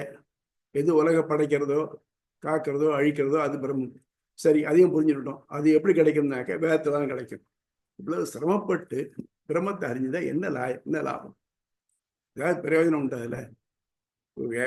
ஒரு இது இல்லாத உருப்படி இல்லாத வேலை யாரும் முட்டாள் கூட உருப்பட மாட்டான், ஈடுபட மாட்டானே. எதுக்காக சொல்றீங்க அது அப்படின்னாக்கா அதுக்கு தான் சொல்றாரு. சமன்வயாதிகரணம் அடையத்தக்கது என்னும் களம், 4வது களம் மற்றும் சூத்திரத்தின் கருத்து, 3ஆம் களம் மற்றும் சூத்திரத்தின் விளக்கப்பட்ட அந்த பிரம்மமே ஒருவர் அடையக்கூடிய உயர்ந்த இலக்கு. அதனால் அதை அடையவே எல்லாரும் முயற்சிக்க வேண்டும் என்ற கருத்து தத்து சமன்வயாத் என்று ஒரே சூத்திரம் கொண்ட 4வது களமாக சமன்வயாதிகாரத்தில் நிறுவப்படுகிறது. இக்கருத்துக்களை கூறும் வேத வாக்கியங்கள் யதோவா இமானி பூதானி ஜாயந்தே ஏன ஜாதானி ஜீவந்தி யத் பிரயந்தி யத் அபிசம்சந்தி தத் பிரம்மேதி தத் விஜிக்ஞாசஸ்வ. எது உலகத்தை படைக்கிறதோ காக்கிறதோ அழிக்கிறதோ அது பிரம்மம், அது அறியத்தக்கது, ஆய்ந்து அறியத்தக்கது என 2ஆம் களத்து கூறியுள்ளபடி எதனென்று இந்த பிராணியில் தோன்றினவோ அது பிரம்மம், அது அறியத்தக்கது. சதேவ சௌமியா இதமுகிற ஆசித் ஏகமேவா அத்விதீயம். அதான் எல்லாம் முதல் சத்தான் இருந்தது. நீ எதுலேருந்து வந்தேன்னு தெரியுமா? நீ சத்துலேருந்து வந்தேன். அப்போ எதுலேருந்து வந்தேன் அதை அரைஞ்சி பார்த்துக்கோ. அப்போ நீ அதுல இருந்தபோது உனக்கு தெரியலையா அது என்னன்னு விட்டோம். இப்போ நீ இப்படி கஷ்டப்படுற இல்லையா, நீ அதை அடைஞ்சிட்டேனாக்க இது தெரியாது இல்லையா உனக்கு? அது பாரு. சத்தியம் ஞானம் அனந்தம் பிரம்ம. பிரம்மம் மாறிலியாகவும் அறிவே வடிவனதாகவும் முடிவற்றதாகவும் இருக்கிறது. இது எல்லாத்தையும் என்ன பண்ணணும்? நீ சொல்றிய பிரம்மம்னு அதுக்கு என்னெல்லாம் காரணம்? அதாவது எது உலகத்துக்கு காரணமோ காரண வாக்கியம்னு பேரு. பிரம்மம் தான் உலகத்துக்கு காரணம் சொல்றதா காரண வாக்கியம்னு பேரு. அதுக்கப்புறம் சொரூப நிரூபக தர்மம். அந்த பிரம்மத்துக்கு என்ன குணங்கள் இருக்கு? உலகத்துக்கு காரணம் தெரியுது. இவர் இதை படைச்சவர், இதை பண்ணினவர், இந்த பானையை பண்ணினவர், அவருக்கு என்ன குணம் இருக்கு அப்படின்னாக்கா அது சொல்றதுதான் சத்தியம் ஞானம் அனந்தம் பிரம்ம. பிரம்மம் மாறிலியாகவும் அறிவே வடிவனதாகவும் முடிவற்றதாகவும் உள்ளது. ஆனந்தோ பிரம்ம, முடிவற்ற ஆனந்தமே பிரம்மம். ரசோவை சகா ரசக்கியவாகம் லத்வானந்தி பவதி. அவனே ஆனந்தமே வடிவானவன், அவனை அடைபவன் ஆனந்தமே அடைகிறான். அதனால என்ன பண்ணணும்? இங்க உலகத்துல இருந்தேன்னாக்க எந்த ஒரு ஆனந்தம் நீ அடைஞ்சாலும், எந்த ஒரு மகிழ்ச்சி நீ அடைஞ்சாலும் அதெல்லாம் முடிவோடு தான் இருக்கு. முடிவில்லாத மகிழ்ச்சி எங்கேயாவது உண்டா? கிடையாது. என் பிரம்மா எடுத்துங்க, இருக்குள்ள பெரிய ஆள் பிரம்மான்னு பேரு. இந்த பிரம்மாவுக்கே பயம் இருக்கு. எப்படி? இந்த இவனுக்கெல்லாம் ஹிரண்யனுக்கெல்லாம் கண்ணாப்பெல்லாம் வரத்தை கொடுத்துட்டு திண்டாடிட்டு அதால ஆகாது, அதால சாகப்படாது, இதால சாகப்படாது வரிசையாகவும் கேட்டுட்டே வந்தேன். எனக்கு சாவே இல்லாத வரம் தான், அது இம்பாசிபிள், முடியாது. அப்போ என்ன வரிசையாக டிஸ்ட்ரிபியூட் பண்ணினான், இதால் ஆகுது அதால் ஆகாதுன்ட்டு. அப்புறம் கடைசியாக சம்மரைஸ் பண்ணி இதெல்லாம் எனக்கு ஒன்னால படைக்கப்பட்டதாலே ஆகாது. ஸோ இந்த உலகத்துல எல்லாமே அவனால் படைக்கப்பட்டது தானே. பிரம்மா பெருமைச்சு விட்டுனான், அப்பா ஒரு காரியம் மட்டும் இல்லையா, என்னால் படைக்கப்பட முடியாதுன்னு சொல்லலையா? ரைட், என்னால் படைக்கப்படாது ஒன்று இருக்கு, அதனால ஆகலாமே உனக்கு அப்படின்னா. அந்த மாதிரி இங்க இருக்கிற எல்லாருக்கும் எல்லா பிரச்சனைகளும் உண்டு. ஏன்னா நல்லா தெரிஞ்சவன், நல்லா அறிவுள்ளவன், நாளைக்கு பிரச்சனை வரும் தெரிஞ்சா எல்லாத்தையும் கேட்டான். அந்த மாதிரி இல்லாம இதெல்லாம் தாண்டி போய் எங்க போனாக்க அங்கேருந்து திரும்பி வர வேண்டிய தேவையே இல்லையோ, எங்க நிதானமா எப்பவுமே ஆனந்தம், ஒரு டிராங்குவிலிட்டி இருக்குமோ அது பிரம்மம். அது அடையத்தக்கதானே எல்லாராலையும். ஆனந்தோ பிரம்ம, முடிவற்ற ஆனந்தமே பிரம்மம் போன்ற வாக்கியங்களால் முடிவற்ற ஆனந்தமையான பிரம்மமே அடையத்தக்க இலக்கு என காட்டப்படுகிறது. இங்கு தோன்றும் ஐயம், இவை யாவும் வேத வாக்கியங்களே ஆயினும் அவை மனிதனுக்கு எந்த விதமான விதியையும் விதித்து அதன் தொடர்புடைய செயலை கூறி அதனால் பெறப்படும் பயன் என்னது என்று குறிப்பிடவில்லையே. இதுதான் மீமாம்சகம். அது சடங்கியல அவளுக்கு என்ன பண்ணணும்? இதை பண்ண, இது கிடைக்கும், இதனால உனக்கு இது இப்படி பண்ணினா இது என்ன கிடைக்கும் அப்படின்னு சொன்னா தான் தெரியும். அவ என்ன சொல்றா? பிரம்மத்தை அறிஞ்சனாக்க இது நிரந்தரமான ஆனந்தம் பெறலாம். இது விதிக்கலையே. பிரம்மத்தை அறிஞ்சனாக்க ஆமா சிறப்பு மழை பெய்யுறது, பெஞ்சிட்டு போட்டுமே எனக்கு என்ன ஆச்சு அப்படிங்கிற மாதிரி இருக்கிறவாங்க. நான் சொல்றையே, செயல் தொடர்பற்ற வேத வாக்கியங்கள் மனிதனை எச்செயலும் தூண்டுவதில்லை, ஆதலால் அவை பயனற்றவை. அவ்வாக்கியங்களை கொண்டு பிரம்மம் அடையத்தக்க இலக்கு என நிறுவ இயலாது. எனவே அது மனிதனுக்கு தேவையற்றதாகிறது என்ற மீமாம்சைகளின் கருத்து. அப்ப என்ன பண்றான்? பிரம்மம் ஆனந்தமானது, சுந்தர போட்டுமே வாட் இட் வரிஸ் மீ அப்படிங்கிறான். நம்ம என்ன நினைக்கிறோம்? இங்கேயோ யுக்ரைனுக்கும் ரஷ்யாவுக்கு சண்டையா, ரைட்டு இருந்துட்டு போட்டுமே நம்ம ஒன்று. ஆனால் அதே சண்டை தாண்டி உலகம் பூரா வந்ததுனாக்க நமக்கு அப்போதான் தெரியும் அதோட எஃபெக்ட். அது மட்டும் யூ டோன்ட் ஃபீல் தட். அதே மாதிரி பிரம்மம் ஆனந்தமா இருந்துனாக்க அது இருந்தால் எனக்கு ஒன்றும் ஆட்சேபம் இல்லையே அப்படின்னு சொல்லிட்டு இருந்தோம்னாக்க அது பிரயோஜனப்படாது. அதுதான் மீமாம்சைகள் மற்றொரு பிரிவு நான் நியோக அபூர்வவாதிகள் என்பவர் தியானம் என்பது உபாசனத்தால் நியோகம் என்னும் கட்புலனாக பலனை அடைந்து அதனால் உயிர் உடலை நீங்குகையில் பிரம்மத்தை அடைதல் என்னும் செயல் நடக்கும் என்கிறார். இவர்கள் தியான நியோகவாதிகள் என்கிறார். இவ என்ன பண்றான்னாக்க ஒரு பார்ஷலா பிரம்மத்தை ஒத்துக்கிறார். இவ சொல்ற பிரம்மங்கிறது இந்த உலகத்துல மாட்டிக்காம ஒரு இடத்துல போய் இருக்காலும் அந்த இடத்துக்கு பேர் பிரம்மம்னு பேர், பரமபதம்னு பேர். இவ என்ன சொல்றா, நீ யாகம் பண்ற, யாகத்திலேருந்து உனக்கு நியோகம் கிடைக்கிறது, அபூர்வம் கிடைக்கிறது, அதெல்லாம் உண்மை என்ன பலனை அடையிற. ஜோதிஷ்டோமேனு சொர்க்ககாம விஜயத்தேன்னு பார்த்தோம் இல்லையா? அப்போ யாகம் முடிஞ்ச உடனே இந்த பலன் வந்து ஆத்மாவில் உட்காந்துக்கிறது, அது உன்னை உடனே சொர்க்கத்தில் உடனே சேர்க்கறது. அதே மாதிரி இதை வந்து உபாசனங்கிறது ஒரு யாகமா வச்சுக்கோ. இந்த யாகம் பண்றான், இந்த யாகம் பண்ணதுல எஃபெக்ட் என்னன்னாக்க அவன் இறந்ததுக்கு அப்புறம் அந்த பிரம்மங்கிற இடத்துல கொண்டு சேர்த்துடுறது. அதனால அதையும் ஒரு யாகமா வச்சுக்கலாமே. அதாவது தான் சொல்றது வேதத்துக்கு சம்மதமா இருக்கு அப்படின்னு காமிக்கிறதுக்காக சொல்றாங்க. அப்புறம் சுத்த அத்வைதியான கௌடபாதர் உலகம் பொய் என்ற எண்ணத்தால் பல்பொருள் காட்சி அழிப்பு என்ற செயல் நடைபெற்று அதனால் தன்னை ஜீவன் என மயங்கும் ஆத்மா தானும் பரமாத்மா ஒன்றே நிலை அடைகின்றதால் செயல் தொடர்பு உண்டுங்கிறார். ஒரு செயல் தொடர்பு உண்டு. எப்படி? இதனால் என்ன பண்ணிருக்க, நான் வேற, பிரம்மம் வேற, உலகம்லாம் வேற சென்றிருக்கேன். நீ வந்து உண்மையான அந்த வாக்கிய ஜன்ம ஞானம் வந்துதானாக்க அது வந்த உடனே என்ன ஆகுது, ஓஹோ இந்த பார்க்குற உலகம் எல்லாம் பொய், நான் வேற பிரம்மம் வேற இல்லை. ஸோ இந்த நான் தூங்கிட்டு இருக்கேன், என்னன்னா எழுப்பி விட்டாச்சுனாக்க சொப்பனத்தை வெளியில் வந்துடுறேன் இல்லையா, அந்த மாதிரி அதனால போகிறது இல்லையா. அதனால செயல் தொடர்பு உண்டு.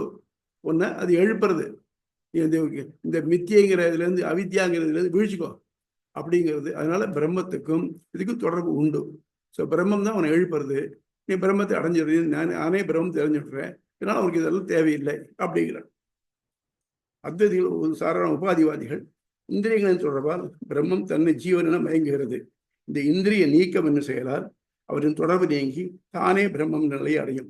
இப்போ என்ன பண்றான் இன்னொருத்தர் உபாதிவாதி, அதாவது சங்கர காலத்துக்கு பின்னால ராமானுஜருக்கு முன்னால அவ என்ன பண்ணா, நம்ம பார்த்தோமே இது அப்ஜெக்ஷன்ஸ் அப்போ வந்திருக்கு. இந்த அப்ஜெக்ஷன்லாம் சரியா ஆன்சர் பண்ண முடியாதனால இவ என்ன பண்ணினாக்க ஒரு உபாதிவாதி ஒருத்தர், அப்பெல்லாம் ஒன்றும் பிரம்மம் அப்படியாவே இருக்கு. ஆனா என்ன பண்ணிச்சுனாக்க இந்த அவித்தியங்கிறது ஒரு உருவமான சொன்ன அகங்காரங்கிறது உருவமா இருக்கு, பிரம்மம் அது மேல வந்துருக்கு. வந்த உடனே இப்ப இந்த மனுஷன் இருக்கான், எவன் மேல இந்த எவனுக்கு அகங்காரம் வந்தோ அது வந்ததோ அவன் தான் மற்ற உலகத்தை பூரா பார்க்கலாம். பிரம்மமாகவே இருக்கு. உபாதி பிரம்மத்துக்கு இந்த உபாதி தொடர்பு, இந்த அகங்காரங்கள் தொடர்புனால இப்படி வருது அப்படிங்கிறார். அவரு சொல்ல செயல் தொடர்பு உண்டு பிரம்மத்துக்கு. எப்படின்னாக்க இந்த உபாசனம் பண்றதுனால இந்த பல்பொருள் காட்சி நீங்கிறதுக்காக நம்ம கேட்கக்கூடிய வாத்தியங்கள், அபேத வாக்கியங்கள் இருக்கேன், அதை கேட்கறதுனாலையும் வாக்கிய ஜன்யானம் பிறந்து இந்த உபாதியானது அந்த எந்த தொடர்பு இருக்கும், ஒரு தவறான தொடர்பு, அது மாறிப்படுறது. ஸோ செயல் தொடர்பு உண்டு. அப்படியாயும் பிரம்மத்தை ஒத்துக்கலாம் அப்படிங்கிறது. ஏன்னா இவள் எல்லாரும் வேதத்துல அந்த பகுதியை ஒத்துக்கிறதுனால இதையும் பண்ண முடியும் அப்படிங்கிறது அவராகும். இக்கருத்துக்களை மறுத்து ஸ்ரீ ராமானுஜர் நிறுவும் கொள்கை பிரம்மம் என்ற சொல்லின் பொருளே இதற்கு சரியான விளக்கமாகும்.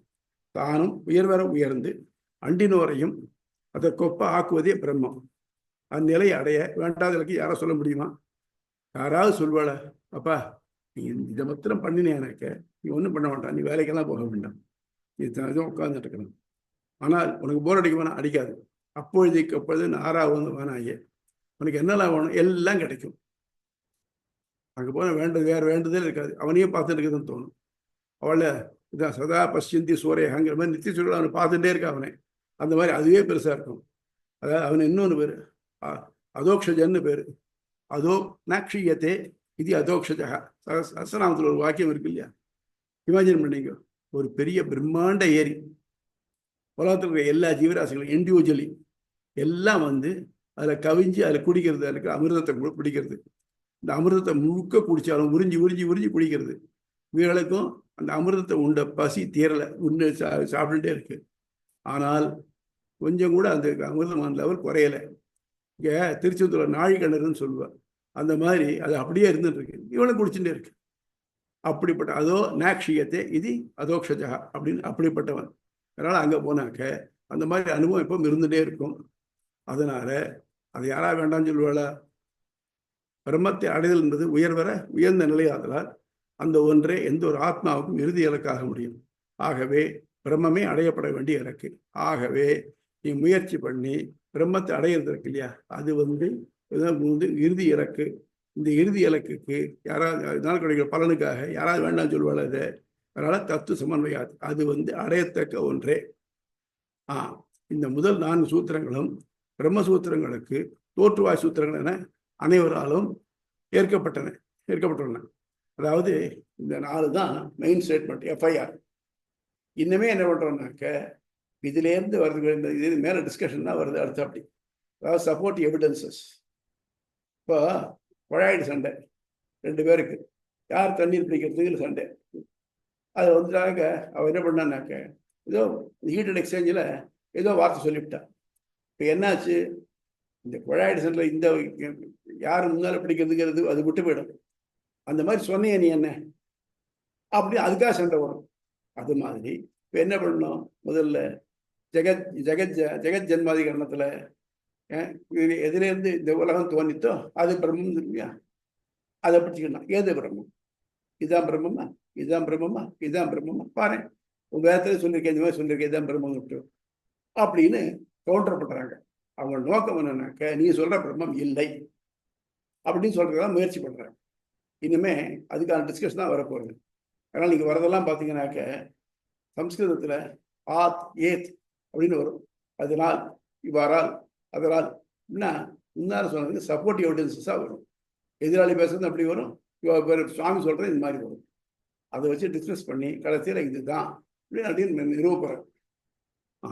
இந்த 4 சூத்திரங்களால் பிரம்மத்தை பற்றிய ஆராய்ச்சியை தடை செய்யும் கருத்துக்களை ராமானுஜர் மறுத்து விளக்குகிறார். முதல் சூத்திரத்தால் சடங்கியல் ஆய்வு தேவையில்லை என்னும் அத்வைதி கருத்தையும், அத்வைதிகள் சொல்ற சடங்கியல போனோம்னாக்க தப்பியா, அது தனித்தனியா வேற காமிக்கிறது, இது வேற, ஒரு யாகங்கள் வேற, உபயோகப்பட்ட பொருள்கள் வேற வேற, இல்லை ஒன்னொன்னா எல்லாம் பலவா காமிக்கிறது. ஆனா இருக்கிறது ஒன்னே ஒன்று தானே, வேற எதுவுமே இல்லையே. ஆக மொத்தம் இந்த பல அப்படிங்கிற வார்த்தை எனக்கு பிடிக்காது. ஆகவே எல்லாம் ஒன்றும் அப்படிங்கிறது தான் வேணும். ஆகவே சடங்கியல் தேவையில்லை. அப்படிப்பட்ட ஆராய்ச்சி செய்வது இயலாது என்ற மற்ற கொள்கையோர் கருத்தையும் ஆதாரத்துடன் மறுத்து ஆய்வு செய்யப்பட வேண்டும் என்று நிறுவப்பட்டது. சாங்கியன்லாம் சொன்னான், சாங்கியன், யோகன், வைசேஷிகன் எல்லாம் பிரம்மம்னே ஒன்று இல்லை, இல்லாத ஒன்றை போய் எப்படி ஆராயிருது? The service like searching a black cat இந்த dark room which is not there அப்படிங்கிற மாதிரி இருக்கு. ஏன் பண்ணணும், வேண்டாமே அப்படின்னு. அடுத்தது 2வது பிரம்மம் செயலேது மற்றது என்ற அத்வைத கருத்தம் 3க்கு வேறுபட்ட தொழில்களை புரிவதால் 3 பிரம்மங்கள் இருக்க வேண்டும் என்ற ஐயாயிகர் கருத்து மறுக்கப்பட்டு பிரம்மம் ஒன்றே, அதுவும் செயல் பண்புகள் கூடியது என அறிவிக்கப்பட்டது. பிரம்மத்துக்கு ஒன்றும் கிடையாது, பண்பு கிடையாது, செயல் கிடையாதுன்னு சொன்னான். ஆனா அவரே இந்த உலகத்தை பிரம்மம் தான் படைச்சது. எப்படி படைச்சதுனாக்க டூப்ளிகேட்டா படைச்சது. அதாவது ஒரு லட்சணம்னாக்க டைரக்டான ஒரு லட்சணம், ஒரு இன்டைரக்டா ஒரு லட்சணம். டைரக்டான லட்சணம் என்னன்னாக்க so and so he is the in charge of this concern அப்படிங்கிறது. இன்னொரு இன்டைரக்டான லட்சணம்னாக்க யார் அந்த சீட்ல உட்காந்துருக்காளோ அவள் தான் இன்சார்ஜ் ஆஃப் திஸ். அப்போ இன்டைரக்டான லட்சணத்தை வச்சுக்கிட்டு ஸோ பிரம்மம் படைச்சது சொல்லி இன்டைரக்டான லட்சணம் தவிர்த்து டைரக்டான லட்சணம் கிடையாது, ஆகவே பிரம்மத்துக்கு செயல் கிடையாது அப்படிங்கிறது சங்கரனுடைய வாதம். அதை மறுத்து பிரம்மன் தான் படைச்சதுங்கிற கிளியரா தெரிகிறது. அதனால நீங்க சொல்ற இது பிரம்மத்துக்கு குணம் இல்லைன்னு சொல்றது எடுபடாது அப்படின்னு போட்டேன். அது மட்டும் இல்லாம கண்ணுக்கு தெரியாது ஒத்துக்க முடியாதுன்னா கண்ணு ஒத்துந்தான் ஆகணும், எல்லாமே கண்ணுக்கு தேவையில்லை, செயல் தொடர்பு இல்லைங்கிட்ட பிரம்மத்தை மறுக்க முடியாது அப்படின்னு அதையும் கண்டிச்சார். 3வதாக பிரம்மத்தை பற்றி ஆராய்ச்சி தேவையில்லை, அனுமானமே போதும் என்ற வைசேஷிக மீமாம்சகர் கருத்துகள் மறுக்கப்பட்டு பிரம்மத்தை அறிய வேதம் ஒன்றே துணை என்ற கருத்து அறியப்பட்டது. சரியா ஆராய்ச்சி பண்ணணும்னா எதுக்காக வேதத்துக்கு போகணும், தேவையில்லையே. பார்க்குறமே இந்த ஒரு பொருள் உலகத்துடைய பொருள் ஒரு நாள் பண்ணப்பட்டிருக்கு. ஆக இது உலகம் ஒரு காரியம், அப்போ இதுக்கு ஒரு காரணம் இருக்கணும். ஆகவே அந்த காரணம் ஏன் பிரம்மத்தான் இருக்கணும், ஏன் ஏதோ ஒரு ஆத்மாவே இருக்கக்கூடாது அப்படிங்கிறதுக்கு அது காரணம், தக்க காரணம் சொல்லி அது மறுக்கப்பட்டது. அடுத்தது பிரம்மத்தை அறிதலோ அடைதலோ பயனற்றது என்ற மீமாம்சகர் கருத்தை மறுத்து பிரம்மமே அறியத்தக்கது, அதை அடைதலே ஒரு ஆத்மாவுக்கு இறுதி இலக்காகும், மிக பெரும் பேரு என்று அறியப்பட்டது. அடுத்தது என்ன பண்ணான்னாக்க, எதுக்கு அப்படி ஒரு சிரமப்பட்ட பிரம்ம தெரியணும்? நீ பாட்டுக்கு உலகத்துல வா, யாக யஜ்யங்களை பண்ணு, சொர்க்கத்துக்கு போ, அங்கே போய் கொஞ்சம் புண்ணியம் முடியும் பேரு, அப்புறம் திருப்பி வந்து பிறந்துக்கோ, திருப்பி ஆரம்பிச்சு சைக்கிளில் போயிட்டே இருக்கிறத விட்டுட்டு இன்னும் கண் தெரியாத ஒன்று பிரம்மங்கிறத சொல்லி எதுக்காக போகணும் அப்படிங்கிறது அவளுக்கு இல்லை. நீ போயிட்டு வந்துட்டு இருந்தேன்னாக்க திருப்பி திருப்பி செயல் ஈடுபட்டு தான் இருப்பே தவிர்த்து உனக்கு முடிவே கிடையாது. அது இல்லாம உனக்கு நிம்மதியான இதெல்லாம் விட்டுட்டு எப்போ எவர் லாஸ்டிங் பிளிஸ் வேணும்னாக்க நீ பிரம்மத்தை அடைத்தான் வேணும் அப்படிங்கிறது இந்த 4 சூத்திரத்தால் ஆச்சு. ஸோ இது என்ன பண்றதுனாக்க, இதை சுருக்கி சொல்ற வழக்கம் இது. இந்த சான்ஸ்கிரிட் பரலான்ஸில் வருது. இவையாவும் முறையே உற்பத்தி ஸ்வபாவாத், பிரதிபத்தி தௌஸ்தியம், அந்நியன லப்யத்வாத், அபலத்வாத் என்ற மறுப்புகளாக வடமொழி தற்கையில் அடிப்படையில் ஆதாரத்தில் தரப்படுகின்றன. உற்பத்தி ஸ்வபாவாத், உற்பத்தி ஸ்வபாவாத்தினாக்க பிரம்மத்தை பற்றின ஐயாலாம் வரத்துக்கு நியாயமே இல்லை, தேவையில்லை அப்படிங்கிறது இல்லை, அது இயக்கக்கூடும். பிரதிபத்தி தௌஸ்தியம், அது எப்படி பட முடியும்? உலகத்துக்கு முன்னால் யார் இருந்தா படைச்சது, உலகத்துக்கு பின்னால் அழிஞ்ச பிறகு யார் இருந்தா ஆக முடியுமா? முடியாது. ஸோ அதை பற்றின எண்ணமே நமக்கு ஏற்பட வழி இல்லை அப்படின்னாரு. அந்நியன லப்தியத்வார், அந்நிய லப்தியத்தானே ஏன் வேதத்தால் தான் வேணும், வேற காரணத்தால் கிடைக்கலாமே அப்படின்னு, அதுவும் முடியாது. அப்புறம் அபலத்வார், சரியா அது அடைஞ்சு ஒன்றும் பிரயோஜனம் இல்லைனால அது அடைஞ்சா பிரயோஜனம் உண்டு, அதுதான் மிக பெரும் பேரு அப்படின்னு சொன்னேன் என்ற ஆர்வத்துடன் என்ற ஆதாரத்தில் தள்ளப்படுகின்றன. ஆகவே இது படிக்கூடிய பிரம்மசூத்திரத்துக்கு இந்த முதல் 4 சூத்திரங்களும் முன்வரைகள் இன்னுமே வர்றதுதான் இதுக்கான சப்போர்ட்டிவ் எவிடன்சஸ் தான். ஒன்று தனித்தனியா எடுத்து ஆராயும். டவுட்ஸ் இருந்தா சொல்லுங்க.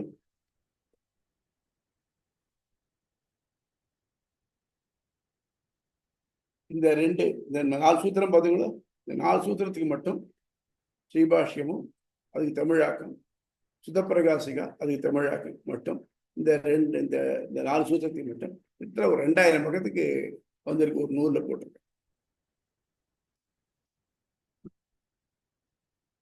கேளுங்க, என்ன டவுட் இருக்கு? ராமானுஜர் எழுதின விளக்கமே 2000 பக்கத்துக்கு இருக்கா? இல்ல ராமானுஜர் எழுதின பக்கம் குறைச்சல். ராமானுஜர் விளக்கத்துக்கு ஒரு விளக்கம் இவருக்கு சுதப்பிரகாசிகா பட்டம் எழுதியிருக்கார். அது 2 சேர்த்து ஒரு 2000 பக்கத்துக்கு குறைச்சல். முதல் சூத்திரத்துக்கு மட்டும் 902 பக்கம். அதான் என்கிட்ட இருக்கு. இன்னொரு அடுத்த பாட்டு என்கிட்ட கிடைக்கல, எனக்கு கிடைக்கல. அது ரொம்ப நாளைக்கு இந்த 1924 என்ன போட்டிருக்கா யாரோ. அதனால ஏன்னா ஒவ்வொரு சென்டென்ஸையும் ஒவ்வொரு லெட்டரையும் எடுத்து ஆராய்ச்சி பார்த்து இது இப்படித்தான், இதுதான்.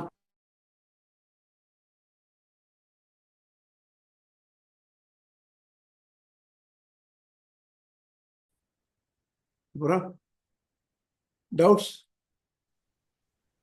அடியனுக்கு எதுவும் கொஸ்டின் இல்லை சுவாமி. யாருக்காவது ராஜகோபாலன் இருக்காரா?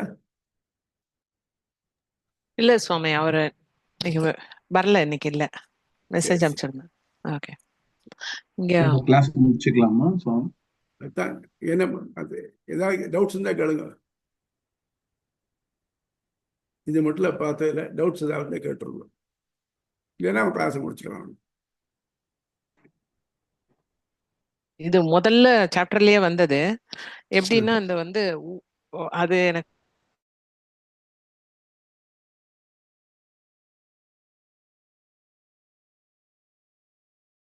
கசம் அப்படிங்கிற இடத்துல அதுக்குள்ளர இருக்கிற ஒரு ஸ்மால் இதுதான் ஆத்மா. உயிரே ஆத்மா இல்லையா?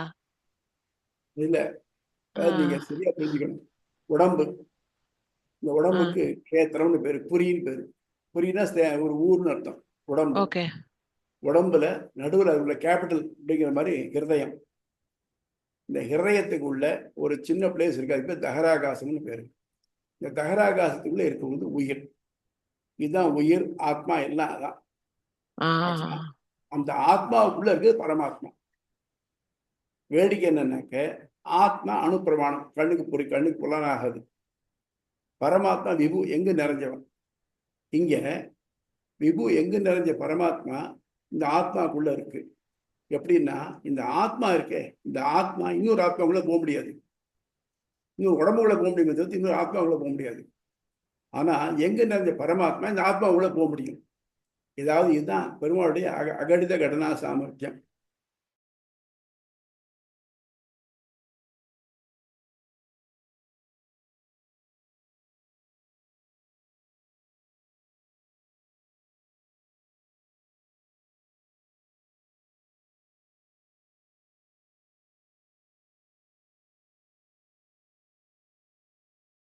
இந்த ரெண்டுக்கும் ஆத்மாவுக்கும் பரமாத்மாவுக்கும் அறியும் தன்மை உண்டு. அது ஞானமா இருக்கு, ரெண்டுமே ஞானமா இருக்கு. அது ஞானத்தை தன்னுடைய பண்பாகவும் கொண்டு இருக்கு. அதனாலதான் நமக்கு காலில் முள்ளு குத்தினாலும் தலையில இடிச்சிருந்தாலும் நமக்கு தெரியாது. அது அந்த ஞானத்தினால் உடம்பு கூட வியாபிச்சிருக்கு. எப்படி ஒரு லைட் ஒரு இடத்துல இருந்து ஒரு ஸ்பெக் ஆஃப் லைட் அது சுத்தி ஒரு லைட்டை பரப்புறதோ அந்த மாதிரி இருக்கு. சுவாமி இந்த உயிர்ன்றதுதான் பிராணன் அப்படின்னு சொல்றோமா சுவாமி? அதாவது இந்த உயிர் அப்படிங்கிறது உடம்போட ஒட்டிட்டு இருக்கணும் இல்லையா? உடம்பு வேற உயிர் வேற.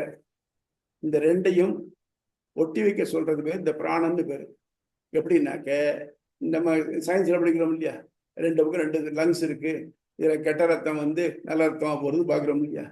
அதுக்கு ஆக்சிஜன் வழியில எடுத்து உள்ள வச்சு திருப்பி விடுறது.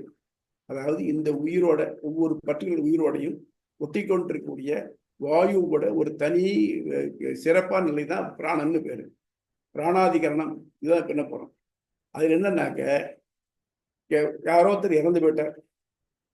என்னாச்சு? மூச்சு இல்லை. சரி சார், நம்மகிட்ட தான் பம்ப் இருக்கு, மூக்கு வழியா வச்சு பம்ப் பண்ணி விட்டுருமே அப்படின்னா முடியுமானாக்க வராது. ஏன்னா இட் இஸ் பியூர் டிஸ்டைன்ட். முன்னாலேயே இந்த பிராணம் இந்த ஆத்மாவோட இந்த போர்ஷன் ஆஃப் காத்து ஒட்டின்னு இருக்கக்கூடியது விசேஷ நிலை. இது இருக்கணும்னு இருக்கு. அது எப்போ பிரிக்கப்பட்டுட்டோ அதுக்கப்புறம் அது ஒட்டாது, அது தனியா போயிடும். அதுதான் அப்படின்னா பிராணாதிகரணம் ஒன்று பார்க்குறோம். அது மாதிரி நமக்கு வெளியில காத்து இருக்க, காத்து தானே போட்டு திருப்பி காத்து அடிச்சா இல்லாமல் வர முடியாது. அதனால உயிர் வேற பிராணன் வேற. ஆனா நம்ம என்ன பண்றோம், இந்த ரெண்டும் ஒரே இடத்துல இருக்கிறதுனால உயிரைத்தான் பிராணங்கிறோம், பிராணத்தான் உயிர்கிறோம். அதாவது சாகச்சரியம் ரெண்டும் ஒன்னா இருக்கிறதுனால அதுக்கு பிராணம் எடுத்துக்கிறோம்னா உயிர் எடுத்து தானா தெரிகிறது. அனுமானம் நமக்கு தெரியுது, பிராணம் தான் தெரியுது. இது மட்டும் ஆக்டிவா இருந்தார் அவர். இப்போ கீழே இதாக கிடக்கிறாரு. என்னாச்சு? மூக்கில் கையை வச்சு பார்க்குறோம், மூவ்மெண்ட் இல்லை. பிராணம் போயிடுது. அப்போ என்னாச்சு? உயிர் போயிடுது, தானா தெரியுது. புரியுறதா? ஓகே. பட் உயிர் என்கிற ஆத்மா அப்படி வச்சுக்கலாமா? உயிர் என்கிற ஆத்மா, அதற்குள்ள இருக்கிறது பரமாத்மா. உயிர் தான் ஆத்மா. உயிர் தான் ஆத்மா. உயிர் என்கிற ஆத்மா. ஓகே. அப்புறம் வேற ஏதாவது யாருக்காவது? Anybody else? So shall we call this a day? Okay. Alvar எம்பெருமானார் ஜீயத்வரேஸ்வரம் தஸ்மே ராமானுஜாரியாய நம பரமயோகினே யஸ்ருதி ஸ்மிருதி சூத்ராணாம் அந்தர்ஜ்வரம் அசீசமுதி. தயவுபடி சொல்லுங்க, நான் சொல்ல புரியுறதா புரியலையா? ஏன்னா நான் திருத்தி நல்லா புரியுது சுவாமி. சுவாமி நீ சொல்லி பிரயோஜனம் இல்லை, தேவரீர் எதுவும் திருத்திக்கிறது. சரிங்க சுவாமி, நீ சொல்லி பிரயோஜனம் நல்லாவே புரியுது சுவாமி. நீங்க நடத்துறது எல்லாருக்குமே புரியுது, நல்லா எக்ஸ்பிளைனும் பண்றேன். நீங்க ஒன்னும் யோசிக்க வேண்டாம். இல்ல புரியல சொல்லுங்க, போக்க மாத்திக்க முடியும் கொஞ்சம். அதுக்காக சொல்றேன். நான் நோக்கம் என்னன்னா எல்லாருக்கும் நன்னா புரியணும், அதுக்கு தான். அதனால நம்ம வேற வேற சொல்லி பார்க்கலாம், அதுக்காக தான் கேட்டேன். நான் அந்த சுவாமி முன்னால கேட்டுக்காரு என்கிட்ட, அதனால அவருக்கு புரியுதுன்னா அது ஆச்சரியம் இல்லை. முதல்ல கேட்கறவங்களுக்கு தான் அது எப்படி இருக்குன்னு தெரியணும், அதுக்காக தான் கேட்டேன். நீங்க யோஜனையே பண்ண வேண்டாம், எந்த டவுட்டா இருந்தாலும் எப்போ வேணாலும் கேட்கலாம். Okay, right. Thank you all.